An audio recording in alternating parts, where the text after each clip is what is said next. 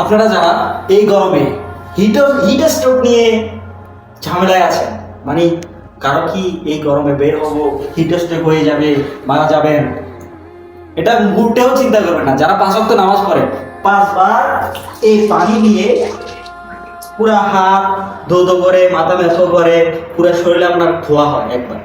দৈনিক 5 বার আপনি 5 ওয়াক্ত নামাজ পড়েন, ইনশাআল্লাহ আপনার হিট স্ট্রোক হবে না। আল্লাহ আপনাকে এই জিনিস থেকে বাঁচাবে। 5 ওয়াক্ত নামাজ পড়েন, ভালো মুসলিম হন, হিট স্ট্রোক থেকে বাঁচেন।